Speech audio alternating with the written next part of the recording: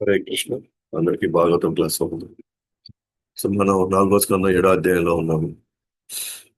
So 7వ అధ్యాయంలో బ్రహ్మ నివేదించినటువంటి ప్రార్థనలు గత అధ్యాయంలో మనం చూస్తుంది. దానికి శివుడు ఏ విధంగా ప్రతిస్పందిస్తున్నాడో నేను కొద్దిగా చూసుకున్నాము. శివుడు బ్రహ్మ యొక్క నివేదనని పాక్షికంగా మాత్రమే దాన్ని నిర్వర్తించాడు.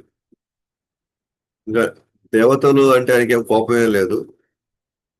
ఇన్ఫాక్ట్ వాళ్ళు ఒక విధంగా చెప్పాలంటే ఆ విధంగా అమాయకులు అని చెప్పాలి, తెలివి తక్కువ వాళ్ళని చెప్పాలి. అయినా వాళ్ళని కోపం మీద వాళ్ళు దండించలేదు. వాళ్ళని బాగు చేయడానికి, వాళ్ళని సరి చేయడానికి నేను నేను వాళ్ళని దండించిన తప్ప నేను అవి నేను మనసుకు నేను తీసుకోలేదు. కాబట్టి దక్షుడికి మేకతల పెట్టనని చెప్పాడు. ఎందుకంటే అజ్ఞానంలో లేదా మూర్ఖత్వంలో అనరాని మాటలు అన్నాడు. జనరల్గా నేను చెప్పుకున్నాము, మేకలు లేదా గొర్రెలు మాత్రమే ఎదుటిగా కసాయవాడు తన ముందు ఉన్నటువంటి మేకను లేదా గొర్రెను చంపుతుంటే కూడా తన ముందర తన కింద పడి ఉన్నటువంటి గడ్డి మీద ఆలోచిస్తుంది తప్ప అక్కడి తప్పించుకోవాలనుకోడు.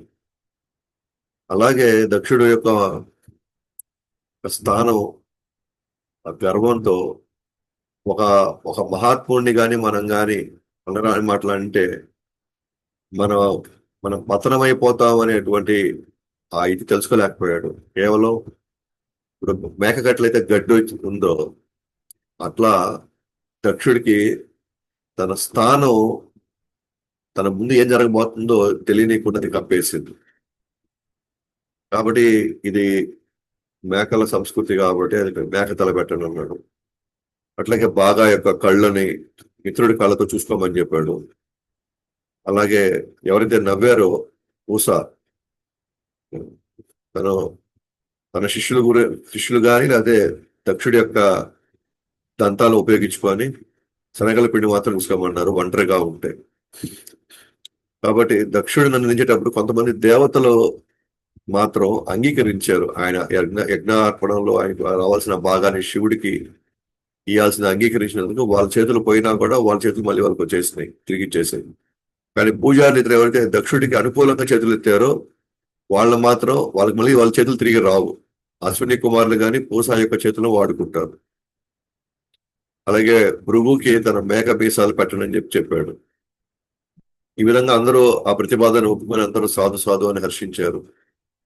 తర్వాత అందరూ కూడా శివుణ్ణి ఆహ్వానించి బ్రహ్మతో పాటు యజ్ఞ ప్రాంగణంలోకి ప్రవేశించారు. అప్పుడు దక్షుడికి ఆ మేకతల పెట్టిన తర్వాత దక్షుడి వెంటనే నిద్రలేసినట్లుగా తనకి అనిపించి శివుడిని దర్శించుకోగానే మొత్తం హృదయం పవిత్రమైంది. సో ప్రార్థించాలని చెప్పి తాను ప్రయత్నించాడు. కానీ సతీ తన కళ్ళ ముందే తాను పోగొట్టుకున్నాడు అని చెప్పి అక్కడ ఆ సన్నివేశాన్ని చూస్తూ ఉండి ఏం చేయలేకపోయాడని అది గుర్తుకొచ్చింది. కన్నీరు పెట్టుకుంటూ శివునికి కిచ్చడానికి ప్రయత్నించాడు. శివుడికి దక్షుడు యొక్క ప్రార్థనలు ఏ విధంగా నివేదించాడంటే, నేను అపరాధం చేసినప్పటికీ కూడా దండించావు, ఆ దండన నాకు అనుగ్రహం అని చెప్తున్నాడు. మీరు అంటే అత్యంత క్రూరమైన వాళ్ళని దుర్మార్గులు కూడా మీరు పట్టించుకోకుండా ఉండరు, వాళ్ళని కూడా మీరు పట్టించుకుంటారు. అలాంటి వాళ్ళని మీరు పట్టించుకుంటున్నప్పుడు నా అలాంటి వాళ్ళు ఎందుకు వదిలేస్తారు మీరు అని చెప్తూ. సో బ్రాహ్మణులు సంపన్నులు కావచ్చు, విద్యలో, తపస్సులో, వ్రతంలో, ఆత్మ సాక్షాత్కారంలో వాళ్ళు సంపన్నులు కావచ్చు. అయినప్పటికీ కూడా వాళ్ళకి ఒక కాపరి ఉండాలి. వాళ్ళ ఆవులతో పోల్చుతూ వాళ్ళకు కూడా ఎప్పుడు కాపరి ఉన్నట్టుగా ఎందుకు ఆ కాపరి ఎందుకు ఉంటాడు? కర్రతో వాళ్ళని కాపాడుతున్నట్లు. కాబట్టి మీరు సృష్టించబడిందే అలాంటి వాళ్ళని కాపాడడం కోసమే అని దక్షుడు చెప్తూ ఉంటాడు. కాబట్టి నీ గురించి నేను పూర్తిగా తెలుసుకోలేక నేను మిమ్మల్ని అవమానించాను. అయినప్పుడు కూడా పట్టించుకోకుండా నన్ను దండించిన కారణంగా నరకం నుండి కాపాడారు. కాబట్టి దయచేసి మనం ప్రతిసారి సందర్భం అనుకోవాలా, మనకంటే ఉన్నతమైనటువంటి భక్తులు మనకు చెప్పినప్పుడు కావచ్చు, లేకపోతే మనకు గురువు ఆజ్ఞాపించినప్పుడు కావచ్చు, మనం కంపల్సరిగా మనం దాన్ని పాటించడానికి ప్రయత్నించండి. పాటించలేనప్పుడు వాళ్ళు ఒక మాట అటు ఇటు వల్ల వాళ్ళ ఒక మాట మనకు కోపపడినా సరే, మనం గుర్తుపెట్టుకోవాల్సింది వీళ్ళెవరు ఉన్నారు నా మీద, నా అంటే నా మీద కక్ష కట్టలేదు, నా మీద వీళ్ళేమో వాళ్ళు పగబట్టలేదు నా మీద, లేదా నా మీద వీళ్ళేదో చాలా కష్టానికి బాధకి గురి చేస్తున్నారు వీళ్ళు అనుకోవాలి. దయచేసి మనకి మంగళాతికి రమ్మంటున్నారు అని అంటే దయచేసి అది అర్థం చేసుకోండి. జపం చేయమంటున్నారు అని అంటే దాన్ని అర్థం చేసుకోండి. సేవకు రండి అని చెప్తున్నట్టు దాన్ని అర్థం చేసుకోండి. అంతేగాని ఆ, ఇక మీరు దాన్ని వేరే భావనలు మీరు అర్థం చేసుకున్నారు అని అంటే మనము మన డైరెక్షన్ నరకం వైపే వెళ్తా ఉంది. అది మార్చడానికి వాళ్ళు ప్రయత్నిస్తున్నారు. అది అర్థం చేసుకొని ఏ పరిస్థితులు అయినా సరే అర్థం చేసుకొని దాన్ని నిర్వర్తించడానికి మాక్సిమం మీరు ప్రయత్నించండి. కాబట్టి నేనైతే మిమ్మల్ని తృప్తిపరచని నా మాటల్లో నేను ఆ, అంటే భగవుడికి ఉదాహరణ ఇక్కడ శివుడికి ఆయన కృతజ్ఞతా భావంతో ఎన్ని మాటలు చెప్పినా సరే తనకి లోపల తప్పు చేసావనే ఆ భావన అలాగే ఉండడం వల్ల నేనైతే తృప్తిపరచలేను. నాకు ఇంతకంటే మించి మాటలు రావట్లేదు. కాబట్టి మీ అనుగ్రహంతో మిమ్మల్ని మీరే తృప్తిపరచుకోండి. మీరు చూపించిన అనుగ్రహమే సో మిమ్మల్ని తృప్తిపరచాలి. అదే పోనీలే వీళ్ళని వదిలేశాను, వీళ్ళు క్షమించేశాను అన్న ఏదైతే దాని వల్ల వచ్చేటువంటి సంతోషం ఏదో తృప్తి వస్తుందో దాంతో మీరు తృప్తిపడిపోతాం. నాకు అంత అర్హత లేదు, నేను ఆ స్థాయిలో నేను కీర్తించేటువంటి ఆ, మాటలు నా దగ్గర లేవు అని చెప్పాడు. అని చెప్తూ ఇక దక్షుడు యజ్ఞాన్ని ప్రారంభించాడు. యజ్ఞాన్ని ప్రారంభిస్తున్నప్పుడు అక్కడికి విష్ణు వచ్చారు. ఎందుకంటే అంతిమంగా విష్ణు రాకపోతే మీరు ఏం చేసినా సరే ఏది ఇక్కడ నుంచి బయటపడడానికి శాశ్వతంగా మీరు తపస్సులు చేస్తారా, ధ్యానాలు చేస్తారా, లేకపోతే దానాలు చేస్తారా, లేకపోతే పుష్కరాలకు వెళ్ళి మీరు అక్కడికి వెళ్ళి నదిలో వందల వేసాలు పులుగుతారా, అంతిమంగా విష్ణు తృప్తిపడతారు. దాని గురించి మీరు ఏం చేసినా సరే అది విష్ణువు తృప్తిపరచకపోతే అది పుణ్యకర్మ కిందకి వెళ్తుంది. విష్ణువుగా తృప్తి పడితే అది భక్తి కిందకి వెళ్ళి ఇక్కడ నుంచి శాశ్వతంగా బయటపడతారు. కాబట్టి ఇంతకుముందు ఆయన యజ్ఞం చేసినప్పుడు అప్పుడు విష్ణువు రాలా అక్కడికి, బ్రహ్మ వెళ్ళారు, శివుడు వెళ్ళారు. శివుని అవమానించారు, బ్రహ్మ ఇంకా ఆడ ఉండకుండా వచ్చేసాడు అది చూడలేకుండా. కానీ అప్పుడు విష్ణువు రాలా అక్కడికి, ఎందుకంటే శివుని అవమానించిన దగ్గర విష్ణు అసలు రాడు. భక్తులకి అవమానం జరిగే దగ్గర భగవంతుడు అసలు రాడు. మనం భక్తుల పట్ల మనం అసహనంతో ఉంటే, భక్తుల యొక్క సాంగత్యాన్ని మనం తీసుకోలేకపోతే, వాళ్ళని సరిగ్గా మనం గౌరవించలేకపోతే ఖచ్చితంగా అక్కడ మన మనసు కనిపించవచ్చు, మేము రోజు పూజ చేస్తున్నాం, మేము రోజు జపం చేస్తున్నాం, మేము రోజు సేవ చేస్తున్నాం అని. కానీ అక్కడ భక్తులకు అవమానం జరిగినప్పుడు భగవంతుడు కేవలం అప్పుడు మనకి ఒక రాయి రూపంలో చక్ర రూపంలో కనబడతాడు, చక్ర రూపంగా కనపడతాడు. అదే మనం భగవంతుడు ఎక్కడైతే భక్తులు ఎక్కడైతే వాళ్ళని మనం సంతోషంగా చూసుకుంటాము, వాళ్ళని గౌరవంగా చూసుకుంటాము, అక్కడ రాయి లేదు, చెక్క లేదు, కోట లేదు, అక్కడ సాక్షాత్తు భగవంతుడు ఉంటాడు. ఉంటూ మనం అది స్వీకరిస్తున్నాడు, మనం పెట్టేవన్నీ ఆయన స్వీకరిస్తాం. సో ఒక పక్క మనం భక్తి చేసుకుంటూ ఇంకో వైపు మనం భక్తులని గౌరవించకపోతే అక్కడ మీరు ఏం చేసినా సరే విష్ణు అక్కడికి రాడు. మీరు పైగా ఆ తర్వాత భక్తులు ఎదగడం చాలా కష్టమైపోతుంది. భక్తులు అంటే మాలాగా మొత్తం వదిలేసి పూర్తిగా ప్రచారం వాళ్ళే భక్తులు కాదు. మీ మధ్యలో ఎవరున్నా సరే వాళ్ళు భగవన్నామం చేస్తున్నారు అని అంటే వాళ్ళందరూ భక్తులు. సో వాళ్ళందరినీ కూడా మనం అవకాశం ఉన్నంత వరకు మనం ఇంతవరకు గౌరవించుకుంటూ మనం ముందుకు వెళ్తా ఉన్నాం. ఒకవేళ పొరపాటున తప్పు జరిగితే వెంటనే క్షమించమని చెప్పి అప్పుడే మనం కోరుకోవడంతో మనకి అటువంటి అపరాధం మళ్ళీ మొదలుకోకుండా మనం ముందుకు వెళ్తాము. కాబట్టి అటువంటి పరిస్థితుల్లో మాత్రమే భగవంతుడు మనకి ఎప్పుడు తోడుంటాడు. కాబట్టి ఎప్పుడైతే యజ్ఞంలో అక్కడ శివుడికి అవమానం జరిగిందో వెంటనే అక్కడ విష్ణువుడికి రాలేదు. కాబట్టి శివుడే క్షమించబడిన తర్వాత బ్రహ్మ అనుమతితో యజ్ఞాన్ని ప్రారంభించాడు. ఫస్ట్ విష్ణు రాలేదు, బట్ నేను జస్ట్ చెప్తున్నాను అనమాట. తర్వాత విష్ణు వస్తారు. సో కాబట్టి ఇప్పుడు ఆయనకి తల వచ్చేసింది, ఇంకా యజ్ఞాన్ని పరిపూర్ణం చేయాల. కాబట్టి శివుడిని క్షమించబడిన తర్వాత శివుడే క్షమించేశాడు దక్షుడిని. సో బ్రహ్మ యొక్క అనుమతి తీసుకొని దక్షుడు యజ్ఞాన్ని ప్రారంభించాడు. సో వీరభద్రుడిచే అపవిత్రమైనటువంటి యజ్ఞ ప్రాంగణంను పురోదాస అర్పణలు చేసి బ్రాహ్మణుల పవిత్రం చేశారు. మనం చూసాం కదా, మొత్తం మూత్రం పోసేశారు, అంత నెత్తురు చల్లా చెదురైపోయిన యజ్ఞ ప్రాంగణం. సో అందువల్ల అంతా అపవిత్రం అయిపోయింది. కాబట్టి కొంతమంది బ్రాహ్మణులు చేశారంటే పురోదాస అర్పణలని, కొన్ని రకాల పూజలు అవన్నీ అంత చేశారు, మొత్తం ఆ ఏరియా మొత్తం పవిత్రం చేసి పడేశారు. యజుర్వేద మంత్రాలతో యజ్ఞంలో హవీస అర్పించినప్పుడు గరుడుల వారిపై హరి అక్కడ ప్రత్యక్షమయ్యాడు. ఎప్పుడైతే యజుర్వేద మంత్రాలతో మళ్ళీ యజ్ఞాన్ని దాంట్లో తర్పణలన్నీ అర్పిస్తూ ఉన్నారు, హవిష అని చెప్పేసి ఆ వస్తువులు అనమాట, యజ్ఞకుండంలో వేసేటువంటి వస్తువుల్ని హవిష అంటారు. వాడు అర్పించినప్పుడు అప్పుడు గరుడుల వారిపై హరి అక్కడ ప్రత్యక్షమయ్యాడు. ఇప్పుడు స్థలం పవిత్రం అయిపోయింది, భక్తులందరూ కూడా ఇప్పుడు శివుడు క్షమించేశాడు. కాబట్టి దక్షుడి యొక్క అపరాధం అంతా పోయింది. కాబట్టి అక్కడ అందరూ కూడా ఇప్పుడు ఎవరికి కావాల్సిన విధంగా అన్ని సరి చేశాడు, శివుడు అందరికి సరి చేసేసాడు. అక్కడ మిగతా వాళ్ళకి అదే కళ్ళు దంతాలు అన్ని దానికి కావాల్సిన పరిష్కారం ఇచ్చేసాడు. మా యజ్ఞం ప్రారంభించబడతా ఉంది. అప్పుడు అక్కడికి హరి ప్రవేశించాడు. ఆయన వర్ణన ఉందన్నమాట, హరి యొక్క వర్ణన.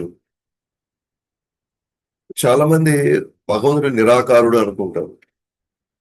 అంటున్నారు. మరి నిరాకారుడు అయినప్పుడు ఇంతటి భగవాన్ యొక్క రూపం గురించి ఇంత వర్ణన వేదాల్లో అనేక స్థలాల్లో రాసున్నారు అన్నమాట. వేదాల్లో అది అనేక పుస్తకాల్లో కావాలి, అనేక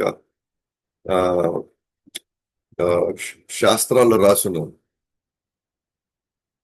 ఆయన రంగు ఏంటి, ఆయన వేసుకునే వస్త్రాలు ఏంటి, ఆయన ధరించేటువంటి ఆభరణాలు ఏంటి, ఆయన చేతుల్లో పట్టుకునేటువంటి ఆయుధాలు ఏంటి, అన్ని అంత అద్భుతంగా ఉంది. అలాగే దేవతలు కూడా ఎలా ఉన్నారో కూడా రాసి ఉంది. ఇవన్నీ అంటే ఇవన్నీ ఊహాకల్పితాలు కాదు. అవి ఊహాకల్పితాలు అయితే అప్పుడు ఒక రూపంలో సెటిల్ కాకూడదు. అందరూ ఒక రూపంలో సెటిల్ కాకూడదు. ఎందుకంటే ఒక్కొక్కరు ఒక్కొక్క రూపంలో ఊహించుకోవచ్చు భగవంతుని. ఒకరి పూర్వ రూపంలో ఊహించుకోవచ్చు, ఒకరు గాడి రూపంలో ఊహించుకోవచ్చు, ఒకరు పంది రూపంలో ఊహించుకోవచ్చు. అందరూ అనుకుంటారే వీళ్ళంతా ఊహించుకొని ఏదో ఒక ఒక విగ్రహం తయారు చేసుకున్నారు అని. ఊహించుకుంటే మాత్రం అందరికి ఒకే రకమైన ఊహ ఎందుకు వస్తుంది? అప్పుడు ఒకే రకమైనటువంటి రూపం ఎలా వాళ్ళు అందరూ ఒకేసారి కనగలుగుతారు? ఒకే రూపాన్ని అలాగే వాళ్ళు ఎలా గుర్తుపెట్టుకోగలుగుతారు? అది అసాధ్యం. అది అందుకే భగవంతుడు ఈ సృష్టి ఆరంభించక ముందరే ఈ భౌతిక కళ్ళతో మనం ఆ యథార్థ రూపాన్ని, సచిదానంద స్వరూపాన్ని మనం చూడలేం కనుకనే భగవంతుడు ఏంటంటే ఇప్పుడు విగ్రహ రూపంలో మనకి శాస్త్రాల్లో చెప్పబడినట్టుగా కొంతమంది అంటే పూజారుల రూపంలో శిల్పులు చెక్కి దానికి మళ్ళీ ప్రాణ ప్రతిష్ఠ చేస్తే అప్పుడు అది ఇంకా చెక్క కాదు, అది ఇంకా రాయి కాదు, అది సాక్షాత్తు భగవంతుడు. అక్కడ ఏ వర్ణన ఉందో ఆ వర్ణన ప్రకారంగా ఒక ఆచార్యుడి యొక్క ఆహ్వానం మేరకు భగవంతుడు అక్కడికి వస్తాడు అంతే. కాబట్టి శాస్త్రాల్లో వర్ణన పర్ఫెక్ట్ గా ఉంది కాబట్టి మన భగవుడికి రూపం ఉంది అని చెప్తాం మనం. కానీ అసలు భగవానికి రూపం లేదు. ఆయన రూపం తీసుకున్నాడు అంటే ఆయన ఏది పడితే అది తీసుకుంటాడా, ఎలా పడితే అలా తీసుకుంటాడా? లేదు. ఇక్కడ ఛాన్సే లేదనమాట. భగవంతుడికి అక్షులుగా రూపం ఉంది. ఆ రూపం ఉన్న వ్యక్తి తన నిరాకార శక్తితో మొత్తం వ్యాపిస్తాడు. ఎలాగైతే ట్యూబ్ లైట్ కి ఒక ఆకారం ఉంది, బట్ దాని యొక్క శక్తితో రూమ్ అంతా నిండిపేస్తుంది. అది వస్తువు పరంగా ట్యూబ్ లైట్ ఒక దగ్గరే ఉంది, కానీ దాని చైతన్యం లేదా దాని యొక్క వెలుగు లేదా దాని శక్తి అది రూమ్ మొత్తం వ్యాపిస్తుంది. అట్లాగే భగవంతుడు శాశ్వతంగా తన రూపంతో గోలోకంలో ఉన్నాడు, కానీ తన యొక్క శక్తి, నిరాకార శక్తి, దాని నుంచి వచ్చే ఆయన నుంచి వచ్చేటువంటి ఆ తేజస్సు ఈ మొత్తం జగత్తుకు అన్నిటికీ వెలిగిస్తా ఉంది. ఆ వెలుగే భగవంతుడు వచ్చేటువంటి వెలుగుని ఏమంటారు? బ్రహ్మజ్యోతి అంటారు. ఆ బ్రహ్మజ్యోతే ఆ సూర్యుడికి చంద్రుడికి కావాల్సిన వెలిగిస్తా ఉంది, అలాగే చుక్కలకి కావాల్సిన వెలిగిస్తా ఉంది. భగవంతుడి ఇచ్చిన వెలుగు బ్రహ్మజ్యోతి అది, ఆ నిరాకారమైనటువంటి ఆ శక్తి. కాబట్టి భగవంతుడికి శాశ్వతంగా రూపం ఉంది. కృష్ణుడు అంటాడు 11 అధ్యాయం 54వ శ్లోకంలో, నువ్వు నన్ను ఈ రీతిన అంటే తన కళ్ళ ముందర తన రూపం, తన ఏదైతే రూపంతో ఆయన కృష్ణుడు వచ్చి అర్జునుడికి దర్శనమిస్తూ అర్జునుడికి తోడుగా ఉన్నాడు, ఈ రూపాన్ని కానీ అందరు చూడాలనుకుంటే వాళ్ళు అనన్యమైన భక్తి మాత్రం ద్వారానే ఈ రూపాన్ని వాళ్ళు చూడగలుగుతారు. వాళ్ళు ఏదో కర్మయోగ మార్గంలోనో లేకపోతే జ్ఞానయోగ మార్గంలో లేకపోతే ధ్యాన యోగ మార్గంలోనో వాళ్ళు కానీ చూడాలనుకుంటే అప్పుడు నాకు ఈ రూపం కనబడదు వాళ్ళకి, అప్పుడు వాళ్ళకి నిరాకారం కనబడుతుంది. ఎవరైతే భక్తితో మాత్రమే వస్తారో వాళ్ళకి మాత్రం ఈ రూపం కనబడుతుంది. కాబట్టి ఈ ప్రపంచంలో 1% భక్తులు ఉన్నారంటే గ్రేట్ విషయం. ఆ 1% మందికి ఆ రూపం కనబడుతుంది. మిగతా అందరూ వాళ్ళని భక్తి చేయట్లేదు కాబట్టి వాళ్ళకి నిరాకారమే వాళ్ళకి అంతిమం అనుకుంటుంటారు. వాళ్ళు ఆ నిరాకారం మించి ఇంకేలేదు అనుకుంటారు వాళ్ళు, ఎందుకంటే వాళ్ళకి అక్కడి వరకే వాళ్ళకి సాక్షాత్కారం ఉంటుంది. ఈ విధంగా భగవంతుడికి ఎదురుగా ఫేస్ టు ఫేస్ చూసే అంత అర్హత వాళ్ళు సంపాదించాలి. ఇక్కడ భక్తి ద్వారా మాత్రమే ఆ రూపాన్ని చూసే అవకాశం దొరుకుతుంది అనమాట. కాబట్టి ఆయన వర్ణన ఇక్కడ ఉంది. ఇక్కడ నల్లటి వర్ణం, పీత వస్త్రం అంటే పసుపు కలర్లో, మెరిసే కిరీటం, చెవిలో లాకులు, అష్టభుజంలో శంకు చక్ర గదా పద్మం, విల్లు బాణం ఖడ్గం, లోహపు కవచం, ఇవన్నీ ధరించి అష్టభుజంలో ఈ 8 పెట్టుకున్నాడు అనమాట. అలాంటి ఒక రూపంలో దర్శనమిస్తున్నాడు అనమాట అక్కడ ఆ యజ్ఞ ప్రాంగణంలో ఉండే వాళ్ళందరికీ కూడా. శరీరం నీల రంగు పద్మం, ఛాతిపై కౌస్తభం, పూలమాల, భక్తులను ఆకర్షించే అద్భుతమైన ముఖ వచస్సు, నెమలి ఈకల చామర, గొడుగు, ఇవన్నీ కూడా పైన ఆయన పెట్టుకోమన్నారు. కొంతమంది ఆయన అంటే గరుడు వారి పైనే తన పైన గొడుగు ఉంది, నెమలి ఈకలతో చామర ఉంది. ఇవన్నీ కూడా అక్కడ వాళ్ళకి ఈ రూపంలో దర్శనమిస్తారు అన్నమాట. బ్రహ్మ, శివ, ఇంద్రుడు, దేవతలందరూ విష్ణుకి ప్రణామాలు చేశారు. విష్ణుడు రాగానే అందరూ ప్రణామాలు చేశారు. ఎప్పుడైతే భగవంతుడు అక్కడ ప్రత్యక్షమయ్యాడో, భగవంతుడు ప్రత్యక్షం అవ్వంగానే అక్కడ దేవతల యొక్క తేజస్సు, వాళ్ళ వచ్చస్సు మొత్తం పేలవం అయిపోయింది. భగవంతుడు కృష్ణుడు వచ్చినప్పుడు అక్కడ మిగతా అందరి యొక్క జీవితాలంతా కూడా అక్కడ చాలా వాళ్ళు ఉండేటువంటి ఆ తేజస్సు, వాళ్ళకైతే వాళ్ళు చాలా తేజమయంగా ఉంటారు దేవతలు కూడా. కానీ భగవంతుడు కృష్ణుడు ముందర వాళ్ళందరి యొక్క తేజస్సు పేలమైపోయింది. అంటే వాళ్ళకి ఏమాత్రం ఆకర్షణ కనబడలేదు. భగవంతుడి యొక్క ఆకర్షణ ముందర మిగతా వాళ్ళ ఆకర్షణ ఇప్పుడు మనంత ఆకర్షించట్లే. వాళ్ళ యొక్క రూపం కావచ్చు, వాళ్ళ తేజస్సు ఏం మన్నించలేదు. కాబట్టి అందరూ కూడా చేతులు జోడించి ప్రార్థనలు ఆరంభించారు. వాళ్ళంతా కూడా అందరూ వాళ్ళ ప్రార్థనలు, వాళ్ళ విన్నపాలు వాళ్ళు చేసుకుంటూ వస్తారు అన్నమాట వాళ్ళందరూ కూడా. సో వాళ్ళందరూ కూడా ఏమేమి ప్రార్థన చేశారో సో మనం చూస్తాం ఇప్పుడు.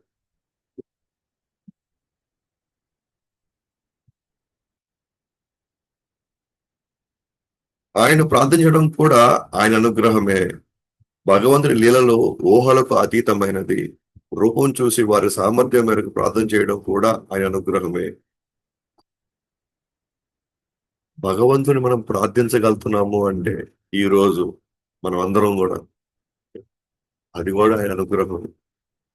ఎందుకంటే ఎవరైనా మనం ప్రార్థించాలి అన్నాడు,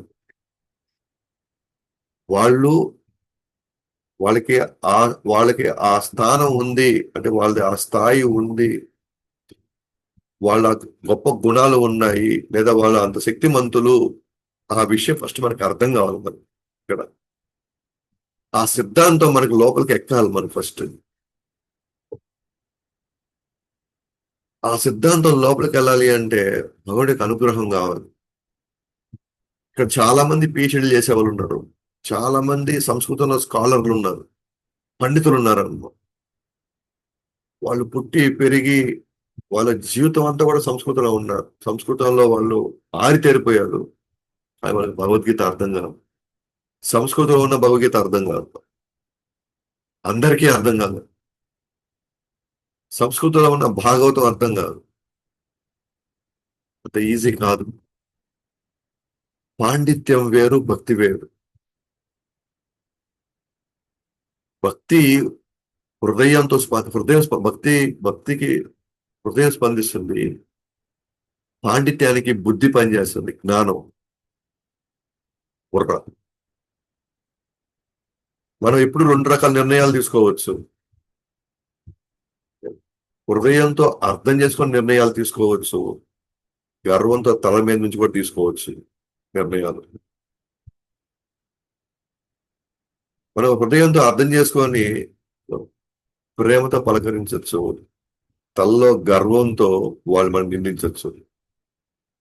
ఇద్దరు ఒకే పుస్తకాన్ని చదివారు,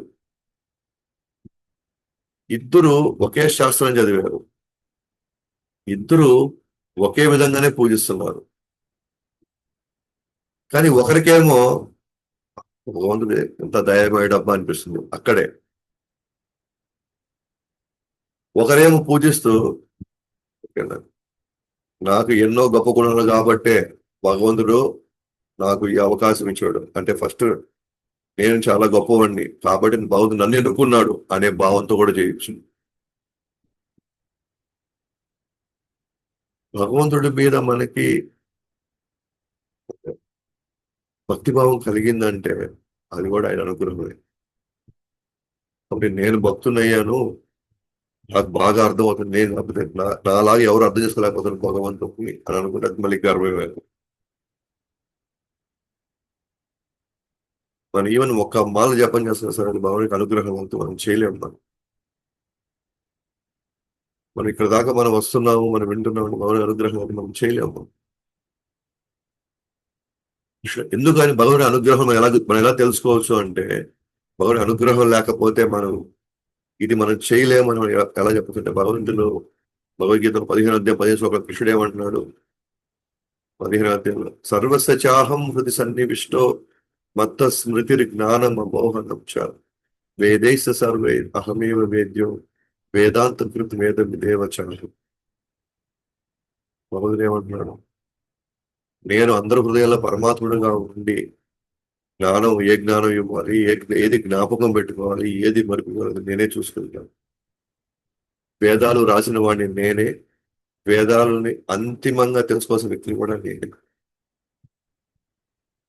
సో పాండిత్యం తెలిసినంత మాత్రాన గొప్ప గొప్పగా శ్లోకాలు మనం వర్ణించినంత మాత్రాన, గొప్ప గొప్ప లెక్చర్లు ఇచ్చినంత మాత్రాన, గొప్ప గొప్ప ప్రవచనాలు రాగయుక్తంగా పాడినంత మాత్రం, మనం ఎదురుగా ఉండి మనం హారతులు ఇచ్చినంత మాత్రాన అది మన గొప్పతనం అని అనుకునేందుకు అది భగవుడి యొక్క అనుగ్రహం అనుకోవాలి. కాబట్టి ఇక్కడ దేవతలు అసలు మేము ప్రార్థనలు ఇవ్వడం కూడా అది నీ అనుగ్రహం, కానీ మా నోరు పనిచేయాలన్నా మీరు ఆ శక్తి ఇవ్వాలి. మనం చూసాం కదా భగవంతుడికి సృష్టి జరిగేటప్పుడు అన్ని రెడీగా ఉన్నా సరే, ఇంద్రియ దేవతలు రెడీగా ఉన్నా సరే, ఇంద్రియాలు నడిపే ఇంద్రియ దేవతలు ఉన్నా సరే, భగవంతుడి యొక్క చలనం కానీ తగలకపోతే ఇంద్రియ దేవతలు కూడా ఇంద్రియాలని కదిలించలేరు.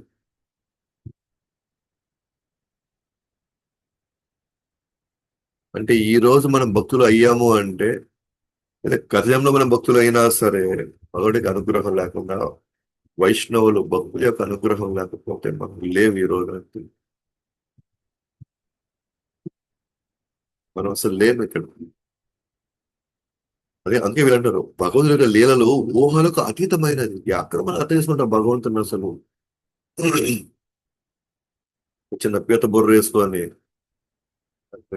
దాంట్లో నిండా గర్వం పెట్టుకొని అహంకారం పెట్టుకొని ఓ- అనంతమైన కోరికలు పెట్టుకొని దానికి భగవుడికి హృదయం అర్థం చేసుకోవడం, భగవుడికి లీలను అర్థం చేసుకోవడం అది సామాన్య విషయం అసలు. దేవతలు సైతం ఉన్నారు భగవుడి లీలలో ఊహలకు అతీతమైంది. ఆ ఊహలకు అతీతమైన మనం ఆ స్థాయిలో మనం వెళ్ళి సంపూర్ణంగా మనం అర్థం చేసుకోలేము. మనం ఏం చేయగలము? ఆ రూపాన్ని చూసుకొని మన సామర్థ్యం మేరకు ప్రార్థన చేయడం తప్ప, మనకున్న అర్హతను బట్టి మనకి ఎంతవరకు మన బుద్ధి అనుమతిస్తుందో అంతవరకే మనం ప్రార్థన చేయగలుగుతాం. అది కూడా ఆయన అనుగ్రహమే. సపోజ్ మన నోరు పడిపోయింది అనుకో, ఒకసారి నాకు ఆ ప్రాబ్లం తెలుసు అనమాట. ఒకసారి నోరంతా కూడా ఆ ఆ గుళలతో పొక్కిపోతుంది. మాట్లాడాలంటే చాలా కష్టం, ఈవెన్ కీతలు పాడాలంటే చాలా కష్టం. ఒకసారి గొంతు ఇప్పటికీ సరిగా లేదు. అదేనప్పుడు వా ఈరోజు మనం మాట్లాడలేకపోయాం, మనం ఈరోజు కృష్ణుడి గురించి ఈరోజు కీర్తన చేయలేకపోయాం అంటే ఆ గొంతు కూడా మనం జాగ్రత్తగా చూసుకోవాలి. భగవానుడు అనుగ్రహిస్తే కాబట్టి అది మనం ఈరోజు చేయగలుగుతున్నాం, లేకపోతే మన వల్ల ఏడవుతుంది. అందుకే అనేది అనమాట, ఈ రోజు బాగున్నాం కదా, ఈ రోజు పని ఈ రోజు చేసేస్తున్నాం. రేపు ఎప్పుడుకో ఉంటుందిలే, తర్వాత ఎప్పుడో జరుగుతుంది, అప్పుడు అన్ని సెట్ అయిపోతాయి, అప్పుడు వద్దాము, అప్పుడు చేసుకుందాము.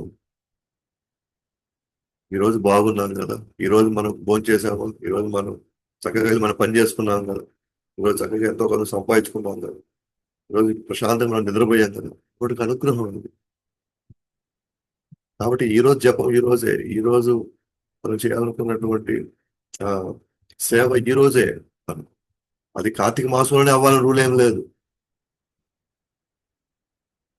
మిగతా వాళ్ళకి కార్తీక మాసం ప్రత్యేకం, మనకి రోజు కార్తీక మాసమే. రోజు వస్తున్నాం మంగళారతికి, రోజు జపం చేస్తాం, రోజు మన కార్తీక మాసమే. మనకు రోజు దామోదర మాసం. ఆ రోజునే ఎందుకు రావాలి, ఆ రోజునే ఎందుకు చేయాలి మనం? ఆ రోజు ఎందుకు ఎక్స్ట్రా వరాలు ఇస్తారు, ఏదో ఎక్స్ట్రా కొంత బెనిఫిట్ ఇస్తారంటే ఏమి చేయని వాళ్ళకి అది ఒక ప్రేరణ అంతే. కానీ భగవానుడు కార్తీక మాసం మాత్రమే చేయమంటున్నారే, లేదు, రోజు చేయమన్నాడు. రోజు చేస్తే మనకు అంత అనుగ్రహం ఉంటుంది, రోజు చేస్తే మనకు అంత భగవానుడి గురించి భగవంతుడు తన యొక్క ప్రేమ కురిపిస్తాడు మన మీద, తన ఆప్యాయత మన మీద చూపిస్తాడు. కాబట్టి యజ్ఞేశ్వరుడు, పరమ గురువు, నంద సునంద లాంటి సహచరులతో ఎప్పుడు చుట్టుముట్టే ఉండే ఆ భగవంతుడికి దక్షుడు ప్రార్థన అర్పించసాగాడు. సో ఎప్పుడైతే యజ్ఞం ప్రారంభించిన వెంటనే విష్ణు వచ్చేసారు, ఆ వర్ణనని చేశారు. తర్వాత దేవతలందరూ కూడా ప్రార్థించాలనుకున్నారు, కానీ ఆ ప్రార్థనల దగ్గర కూడా అయినా నీ అనుగ్రహం లేకపోతే మేము ప్రార్థించలేమంటున్నారు. ఏదో మా సామర్థ్యం ఎంతవరకు ఉంటే అంతే మేము చేయగలం తప్ప ఆ నీళ్ళన్నీ మేము అర్థం చేసుకోలేము. ఆ నీళ్ళన్నీ అర్థం చేసుకునే అంత ఆ, శక్తి సామర్థ్యం మా దగ్గర లేదు. కాబట్టి మేము ఎంత చేయగలుగుతామో అదే మీరు స్వీకరించండి. అది కూడా మీరు దయచేసిన వస్తుంది. లైక్ ప్రహ్లాద్ మహారాజు కావచ్చు, కాబట్టి ధ్రువ మహారాజు కావచ్చు, వీళ్ళందరూ కూడా చిన్నపిల్లలు. వాళ్ళు ఎవరు వేదాలు చదవాలి అసలు. ఇద్దరికి నారదుల వారు సూచనల మేరకే వాళ్ళు నడుచుకున్నారు.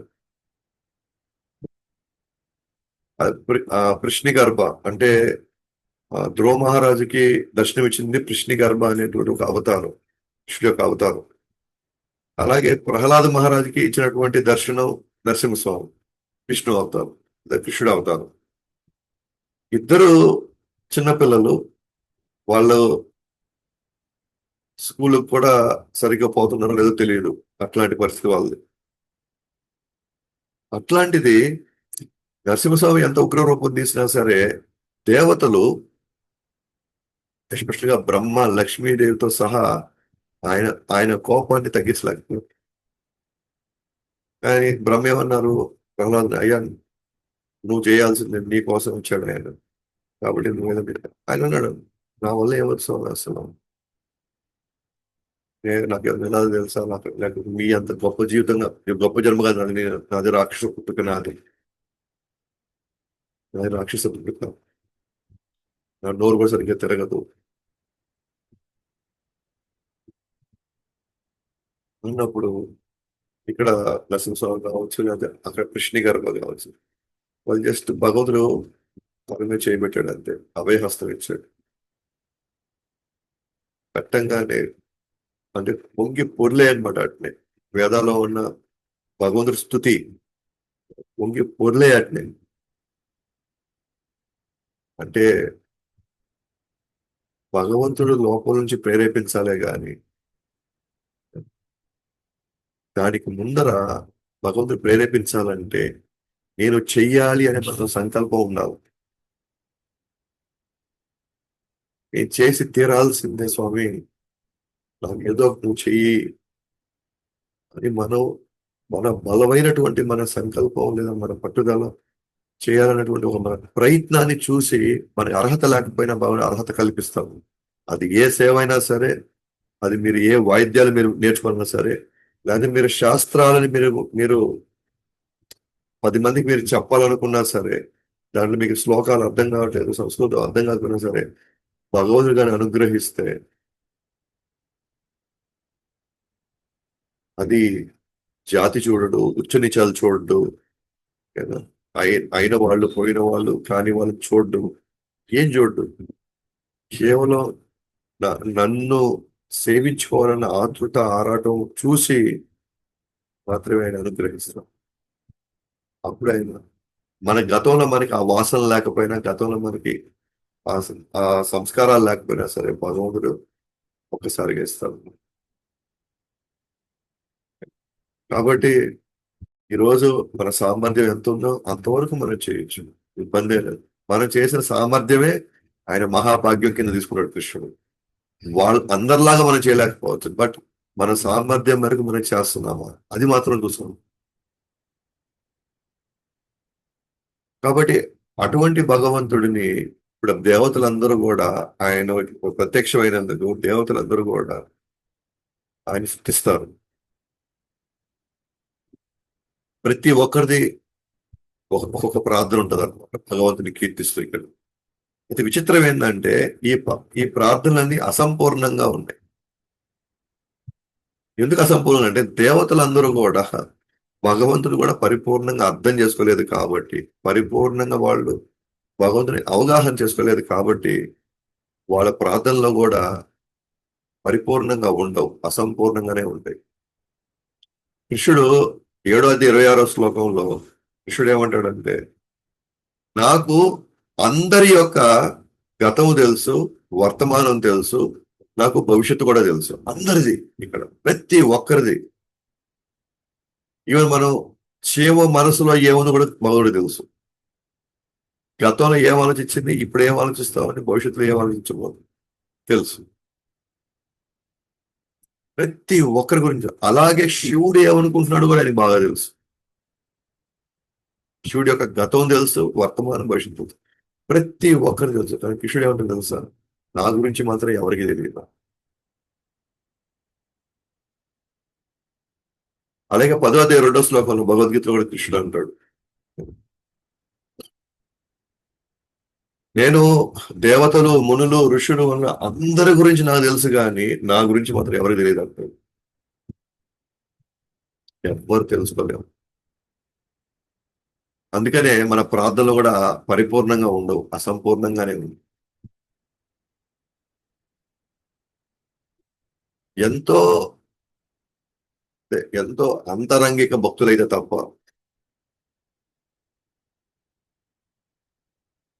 అక్కడ కూడా భగవుడు అవకాశం ఇచ్చాడు అంతరంగ భక్తులకి.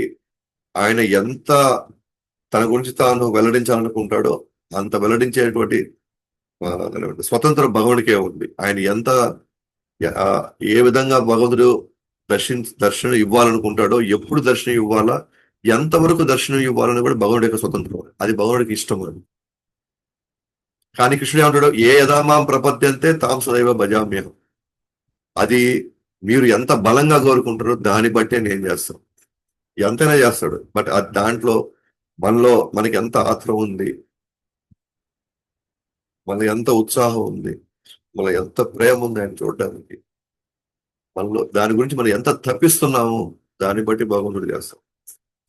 భగవంతుడు తనని చెప్పుకోవడానికి ఇవ్వడానికి ఆయన ఏం ఎప్పుడు సంకోచించడు, ఎవరికి కూడా సంకోచించడు.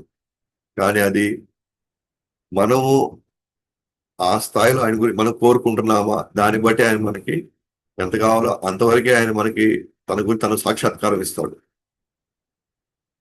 పరిపూర్ణంగా ఇవ్వాలనుకుంటే ఇవ్వస్తాడు, పాక్షికంగా ఇవ్వాలనుకుంటే ఇస్తాడు, అసలు ఇవ్వకూడదు అనుకుంటే కూడా ఇవ్వకుండా ఉంటాడు.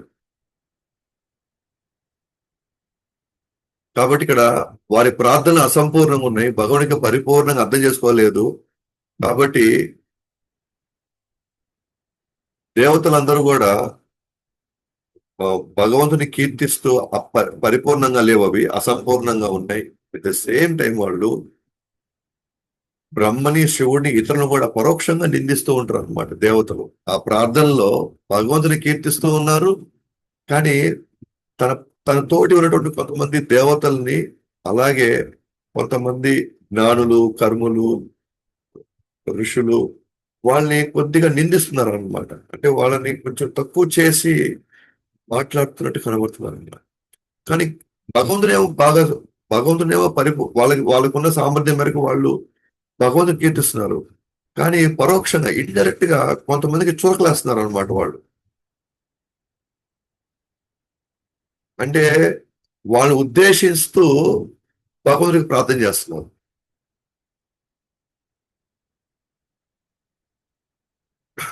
అంటే ఒకసారి మన బంధువుల మధ్యలో మనం మాట్లాడుతూ మాట్లాడుతూ కొంతమంది లోపాలని, కొంతమంది వాళ్ళు చేసిన అవమానాన్ని మనం మనం అందరికి చెప్పేటప్పుడు ఏం చెప్తాము, మనం వాళ్ళ పేరు ఎత్తాము, కానీ ఇండైరెక్ట్ గా చెప్తాం అన్నమాట. ఏమని, కొంతమంది ఉన్నారు ఇక్కడ వచ్చి వాళ్ళు ఇలా ఇలా చేశారు, ఇది అంతవరకు న్యాయము అన్నట్టుగా మాట్లాడతాము.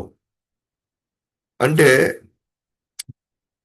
ఎదుటి వాళ్ళేమో మనం గౌరవిస్తున్నాం అని చేస్తున్నాం, కానీ ఆ విషయం ఎక్కడ తెలియపరచాలని చెప్పేసి మనం ఏం చేస్తాం, కొంతమంది యొక్క కొన్ని కొన్ని వాళ్ళు చేసిన కొన్ని పనులు మనకు నచ్చనివి, అవి ఏం చేస్తున్నాం, వాళ్ళ మధ్యలో కూడా తీసుకొచ్చి పెడతాం.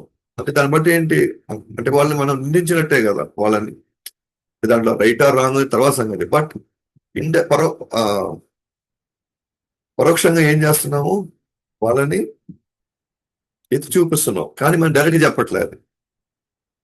అది భగవంతుడికి చెప్తూ చెప్తూ, లేదా మన ముందున్న వాళ్ళకి చెప్తూ చెప్తూ ఇండైరెక్ట్ గా వాళ్ళ ప్రస్తావన ఇక్కడ తీసుకొని వస్తున్నాం. అలాగే ఇక్కడ కూడా కొంతమంది దేవతలు, కొంతమంది ఋషుల ముందు వాళ్ళ చేష్టల్ని భగవంతుడిని కీర్తిస్తూనే భగవంతుడి ముందు అవి పెడుతున్నారు అనమాట. అది ఎవరెవరికి కావాలో వాళ్ళకి అర్థమవుతున్నాయి అవి. ఓకే, ఇవి మన గురించే చెప్తున్నారు ఏం అనుకున్నాను. రెండోది ఏంటంటే, ఈ దేవతల యొక్క ఇదేంటంటే వాళ్ళ యొక్క స్థితి ఏంటంటే, దేవతల యొక్క స్థితి, వాళ్ళు వాళ్ళకి అర్థం కావట్లే. ఒక పక్క భగవంతుని కీర్తిస్తూ ఇంకొకరి మనం తప్పుపడుతున్నాం అంటే భగవంతుడు ఇష్టపడడు, భగవంతుడు దాన్ని సంతోషపడడు, భగవంతుడు దాన్ని స్వీకరించడానికి వాళ్ళకి అర్థం కావట్లేదు. కానీ వాళ్ళ దేవతలు పరిపూర్ణ భక్తులు కాదు కదా వాళ్ళు. వాళ్ళు కూడా జీవతత్వంతో ఇంకా వాళ్ళు త్రిగుణాల ప్రభావం ఉన్నారు కదా వాళ్ళు. కాబట్టే వాళ్ళకి భగవంతుని ముందర కూడా కొంతమందిని నిందించేటువంటి ప్రయత్నం చేస్తున్నారు. కాకపోతే డైరెక్ట్ కాకుండా ఇండైరెక్ట్ గా. అది భగవంతుడికి ఆ అటువంటి ఆ చర్యలు, వేరే వాళ్ళని నిందించేటువంటి ఆ చర్య భగవానికి ఇష్టపడట్లేదు. భగవాడు అలాంటి కోరుకోడు అసలు. ఎందుకంటే వాళ్ళని కూడా భగవానుడికి అంశాలే కదా వాళ్ళు కూడా. మీరు కానీ గమనిస్తే శివుడు అలాగే బ్రహ్మ వీళ్ళు మాత్రం అటువంటిది చేయరు. వేరే వాళ్ళని తక్కువ చేసి మాట్లాడడం, తక్కువ చేసి చూపించడం, వాళ్ళని పరోక్షంగా వాళ్ళని నిందించడం మాత్రం చేయరు. వాళ్ళు ఓన్లీ భగవంతుడిని మాత్రమే కీర్తిస్తారు. వాళ్ళు వేరే వాళ్ళ తప్పులు ఎతకరు వాళ్ళు. వాళ్ళిద్దరు కాకుండా మిగిలిన వాళ్ళందరూ ఏదో ఒక విధంగా వేరే వేరే వాళ్ళని పరోక్షంగా నిందిస్తూ ఉన్నారు.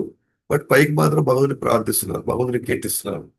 భగవంతుని కీర్తిస్తూనే వీళ్ళని కొంత ఇబ్బంది పెడుతున్నాం.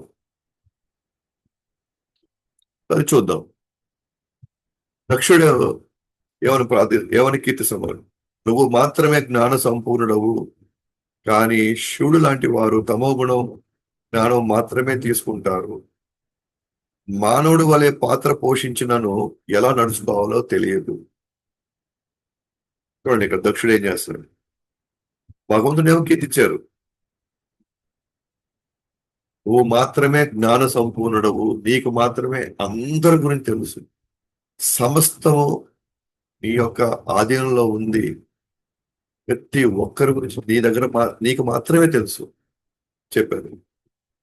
కానీ శివుడు లాంటి వారు తమో గుణ జ్ఞానాన్ని మాత్రమే దాని వల్ల ఉన్న ఇది తీసుకుని. ఎందుకు తమో గుణం తీసుకుంటే తమో గుణం ఉన్న వాళ్ళని ఆకర్షించడానికి. కానీ ఇక్కడ అది ఎంత దయగలగాలి, ఎంత దయ ఉండాలి భగవంతుడి శివుడికి. ఎందుకంటే ఆ జ్ఞానం కూడా ఉండాలి, ఆ జ్ఞానం కూడా ఉండాలి. ఆ జ్ఞానం కూడా ఉంటేనే తమో గుణాన్ని ఆకర్షించగలుగుతాం. సత్వగుణమే ఉందనుకోండి, సత్వగుణం మాత్రమే ఉంటే అప్పుడు రాక్షసులను ఆకర్షించలేడు భగవంతుడు, ఎస్పెషల్గా శివుడు. కాబట్టి అందుకే ఆయన అటువంటి వేషంలో ఉన్నాడు. ఎందుకంటే అందుకే అటువంటి పరిస్థితుల్లో ఆయన ఉన్నాడు. అందుకే ఆయన అటువంటి వాళ్ళని కూడా ఆయన ఆకర్షించగలుగుతాడు. దక్షుడు ఇండైరెక్ట్ గా చెప్పడు, డైరెక్ట్ గా శివుడు అని చెప్పలా. అయితే శివుడు అనే మాట అనలా, కొంతమంది ఒకరు అట్లా అనమాట. మానవుడు వలె పాత్ర పోషించినాను, మానవులాగే పాత్ర పోషిస్తున్నారు, కానీ అది ఎలా నడుచుకోవాలో తెలియదు వాళ్ళకి.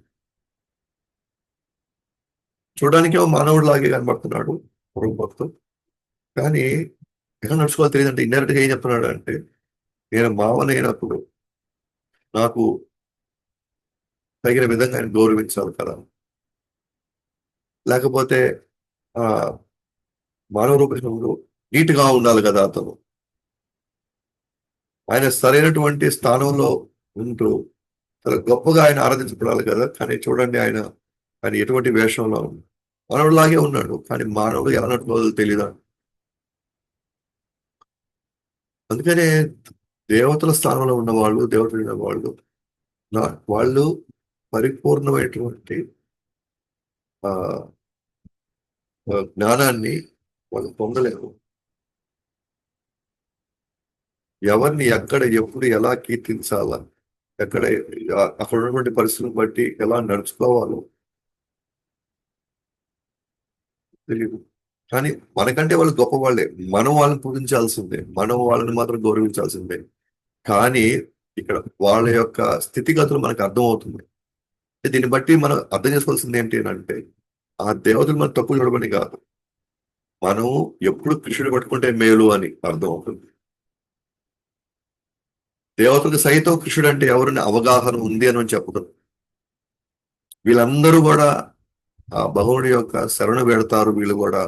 కాబట్టి మనం ఈ దేవతలను పట్టుకొని ఆ తర్వాత కృష్ణుడి దగ్గర పోవడం కంటే, ఆ డైరెక్ట్ గా మనకి ఏం కోరికలు ఉన్నా సరే, లేదా ఏదైనా మనకి ఏదైనా కావాలనుకున్నా, మనకి ఏదైనా మనం చేయాలనుకున్నా సరే, అది డైరెక్ట్ గా కృష్ణుడు చేసుకుంటే చాలు. మనం అది తెలియనంత వరకు మనం దేవతలను ఆరాధించడం ఓకే, నో ప్రాబ్లం. కానీ ఇప్పుడు మనకు తెలిసినప్పుడు, అది మనకి బ్రహ్మ, నారద, వ్యాసులో ఈ పరంపరలో అద్భుతంగా మనకి మనకి అవగాహన ఇచ్చినప్పుడు, అప్పుడు మనం ఇవన్నీ పట్టించుకొని మన టైం వేస్ట్ చేసుకోవాల్సిన అవసరం లేదు.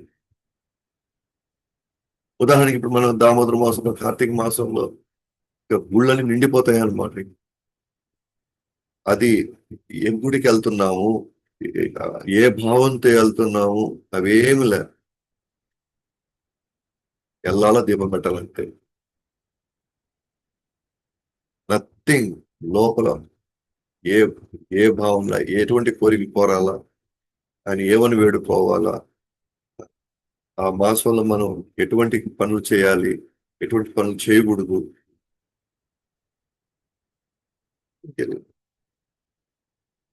ఎవరికి ఈ దీపం అర్పించాలి, దీపం అర్పిస్తే మంచిదంట, దీపం అర్పిస్తే కోరికలు తీరుతాయంట. తప్ప మన గుణాలు మార్చడానికి భగవంతుడు ఈ అవకాశం ఇస్తున్నాడు, మన జన్మ మృత్యు జలాల నుంచి బయటపడడానికి మనకి ఇంత గొప్ప అవకాశం ఇస్తున్న అవగాహన లేదు.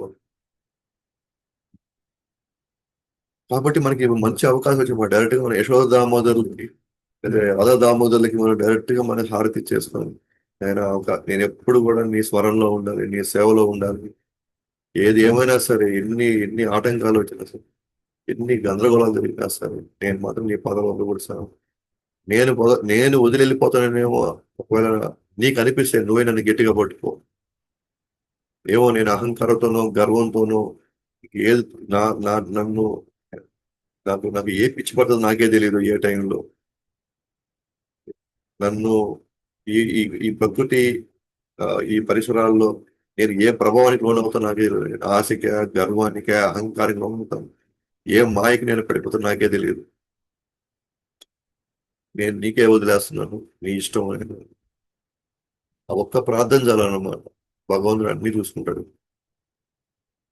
నేను ఎప్పుడు నీ స్మరణ చేసుకోవాలి, నీ నామం నేను చేసుకోవాలి, నీ సేవ అవకాశం నేను ఉపయోగించుకోవాలి. ఎంతవరకు నాకు శక్తి సామర్థ్యం ఉంటే నేను చూసుకోవాలి. ఈ ఒక్క ప్రార్థన చాలు, అన్ని కోరికలు దాంట్లో తీరిపోతాయి. వీటిని దానికి కావాల్సినవన్నీ భగవంతుడు సమకూరుస్తాం. కాబట్టి ప్రార్థన కూడా కన్ఫ్యూజన్ ఏం అవసరం లేదు.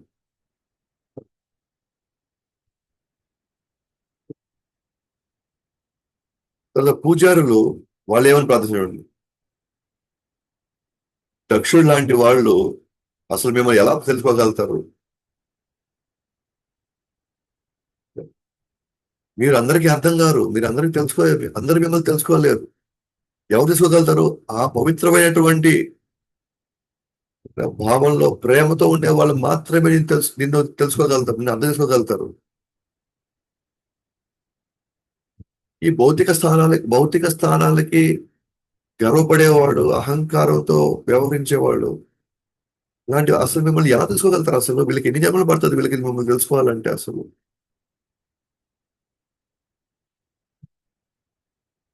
కాబట్టి చూడండి, ఇక్కడ పూజారులు ఏం చేస్తున్నారు? దక్షుడిని నిందిస్తున్నారు ఇండైరెక్ట్ గా.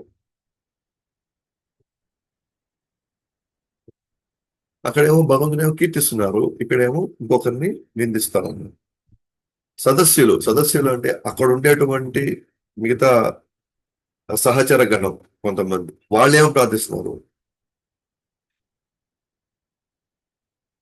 దక్షుడు నిరంతరం భౌతిక వ్యామోహంలో ఉంటూ భౌతికమైనటువంటి ఆ పేరు ప్రతిష్టల కోసము, వాటి కోసం అలాంటి మనస్తత్వంతో ఆయన ఉన్నప్పుడు అతను మీకు శరణాగతి పొందకపోతే దానికి మీరేం చేయగలుగుతారు? దక్షుడు శరణాగతి పొందకపోతే దానికి మీరేం చేయగలుగుతారు? ఎందుకంటే మీరు అనుగ్రహించడానికి ఎవరికైనా సిద్ధంగా ఉన్నారు. మీరు ఎటువంటి వాళ్ళకైనా మీరు అనుగ్రహం ఇవ్వడానికి సిద్ధంగా ఉన్నారు. కానీ వాళ్ళలో ఉన్న గర్వము, వాళ్ళలో ఉన్న అహంకారమే వాళ్ళను మీ మీ మీ దగ్గర వాళ్ళ శరణాగతి పొందలేకపోతున్నారు. అది వాళ్ళ ఉన్న లోపం. మీలో ఉన్న మీ అనుగ్రహానికి, మీ కరుణ, మీ దయ ఎప్పుడూ ఉంది అది. ఎందుకంటే అతను ఇంద్రియార్థాలనే దాహం తీర్చుకుంటూ వెంటాడుతుంది. అతని ఇంద్రియార్థం ఒక పదవి, ఒక పొజిషన్, లేకపోతే ఒక వస్తువు, వాటిని పొందాలనే కోరికలతో ఎక్కువగా ఆ దాహం తీర్చుకోవడానికే వాళ్ళు పరిగిస్తా ఉన్నారు. దానికోసం వాళ్ళు వెంటాడుతూ ఉంది వాళ్ళ జీవితం అంతా. ఆ దాహం ఎట తీర్చుకోవాలా, అవి తీర్చాలి, అవి తీసుకోవాలి, అవి కావాలి, ఇవి కావాలి, అవి పొందాలి, ఇవి పొందాలి. వాటి వెనకాల వెంపర్లాడుతూ ఉండడం, ఆ దాహం తీర్చుకోవడానికే వీళ్ళంతా పరితపిస్తున్న వాళ్ళు ఎలా నీ నీ నీ శరణ పొందుతారు వాళ్ళు?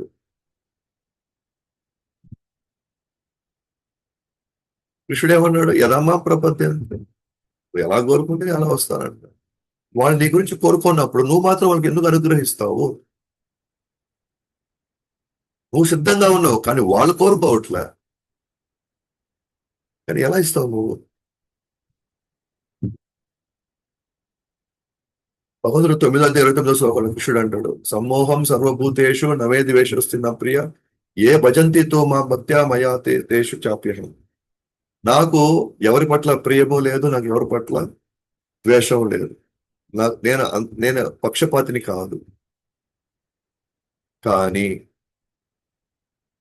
ఏ భజంతితో మాం భక్త్యా, ఎవరైతే నన్ను భజిస్తారో, ఎవరైతే నన్ను తనవాడిగా అనుకుంటారో, తనలో ఒకటిగా అనుకుంటారో, తనలో ఒకరిగా అనుకోని నన్ను ఎప్పుడు ప్రేమగా నన్ను సేవిస్తారో, మయా తేషు చాప్య, వాళ్ళకి నేను కూడా అదే విధంగా మిత్రుడిని అవుతాను, అదే విధంగా నేను తండ్రిని అవుతాను, నేను ఒక తల్లిని అవుతాను, నేను ఒక గురువుని అవుతాను, నేను ఒక స్నేహితుడిని అవుతాను. అంతేగాని ఒకరికి ప్రియము, ఒకరికి ద్వేషము, ఒకరికి రాగము, ఒకరికి ద్వేషం నేను చేయను. కానీ ఎవరైనా నన్ను పర్సనల్ గా తీసుకుంటే, ఎవరైనా సరే వాళ్ళు ఎవరైనా స్త్రీలు, పురుషులు, శూద్రులు, వైశ్యులు, బ్రాహ్మణులు, క్షత్రియులు, బ్రహ్మచారి, గృహస్థ, వానప్రస్థ, సన్యాసి, ఎవరైనా సరే నన్ను గాని ప్రేమగా చూసుకుంటే నేను వాళ్ళని ప్రేమగా తీసుకుంటాను.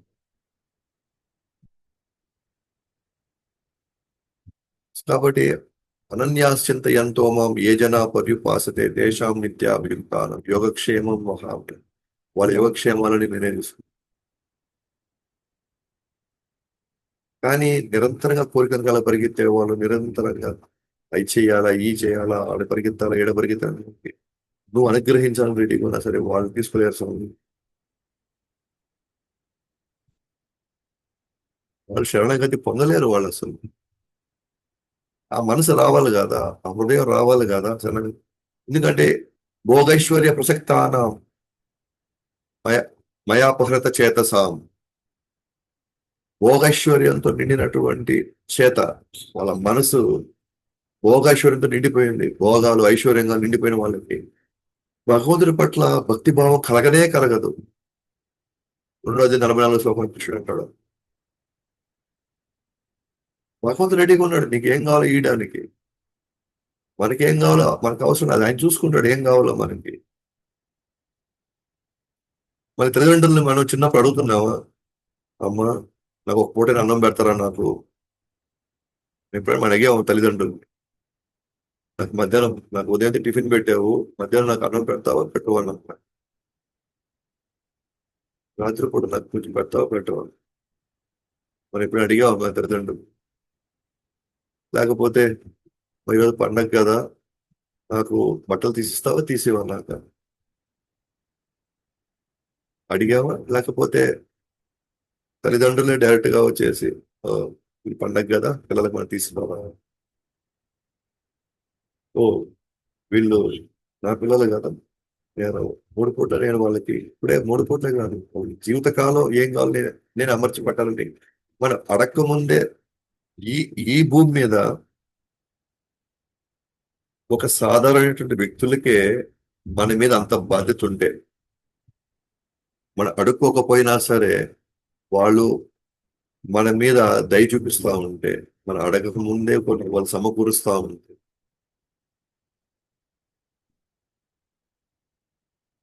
కొన్ని వేల కోట్ల కొన్ని జీవులకి అఖిలాండ కోటి బ్రహ్మాండ నాయకుడు ఆయన, మన బాగోలు ఆయనకి తెలియదా, మనకి ఏం కావాలో ఆయనకి తెలియదా, మనకి ఏం చేయాలో ఆయనకి తెలియదా.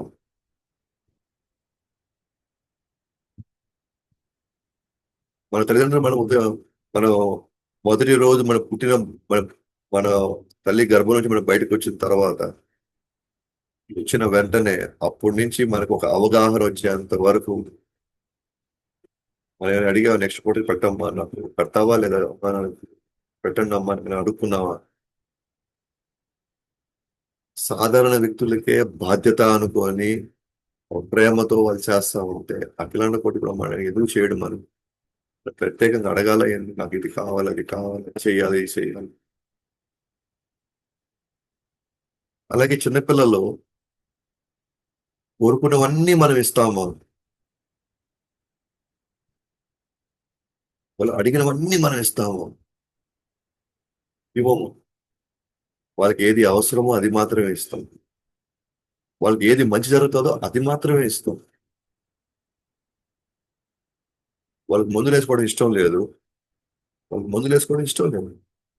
ఇప్పుడు బాగాలేకుండా వచ్చింది, వాళ్ళకి మందులు వేసుకోవడం ఇష్టం లేదు, చేదుగా ఉంది. కానీ మనం ఏం చేస్తున్నాం? వాళ్ళు అంటారు నాకు వద్దు ఈ మందు వద్దు అంటున్నారు, నాకు ఈ మందు వద్దు అంటున్నారు. ఆ జబ్బులోనే జ్వరం ఉంది, లేదు నాకు ఐస్ క్రీమ్ కావాలంటున్నారు.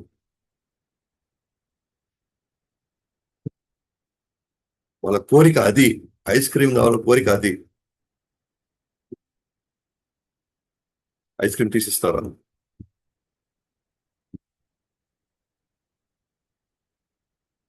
ఐస్ క్రీమ్ తీసిస్తామా మనము? సత్యనా తీసేయం. అని పిల్లడికి అది అర్థం కావట్లే. నాకు కావాల్సిన ఐస్ క్రీమ్ అని. మనం ఏదో మంచి చేయాలనుకుంటున్నాం, ఏదో మాత్ర ఇచ్చి లేదా టానిక్ ఇచ్చి ఇంకేదో చేయాలి. నాకు వద్దునే వద్దు, లోపలికి కక్కేస్తున్నాడు.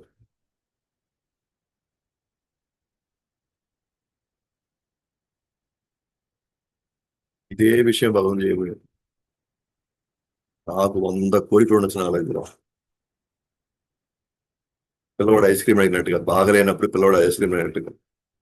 ఆల్రెడీ మనకి గర్వం, అహంకారము, ఆ, ఇవన్నీ ఉంటే దీనికి తోడు మళ్ళీ ఆయనకి గర్వం పెంచడానికి, నాకు అంత డబ్బు కావాలి, ఇప్పుడు నేను అంత బిల్డింగ్ కట్టాలి, నేను ఇప్పుడు నేను అంత ఆస్తి సంపాదించాలంటే ఇంకా గర్వం పెంచదా మనకి?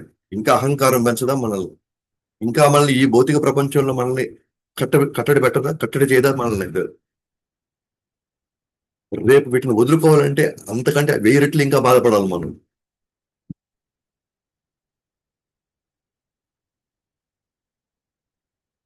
ఇంకోటి ఆయన ఏని నేను కానీ ఇచ్చాను అనుకో, అసలు వీళ్ళు ఏ మాత్రం బతి కూడా చేయలేరేమో వాళ్ళు ఇంకా. అన్నప్పుడు భగవంతుడు ఎవడు బాటిల్ మనల్ని, మన అవసరాన్ని చూస్తున్నాడు. మన మనస్తత్వం మనకు తెలుసు. ఆయన మన మనస్తత్వం ఆయనకి బాగా తెలుసు.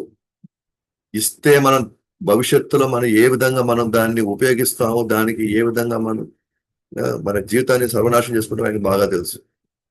అది కొన్ని మనం కోరుకున్న ఆయన ఇవ్వడు.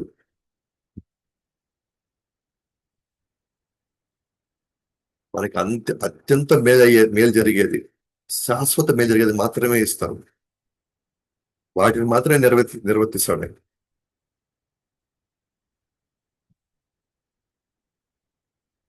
పిల్లలు ఎంత వద్దనుకున్నా సరే, ఎంత వాళ్ళు చేదరించుకున్నా సరే, నాకు వద్దు అని, నాకు మాకు మాత్రం లేదు, వద్దు కక్కేసుకున్నా సరే మనం ఏం చేస్తాం?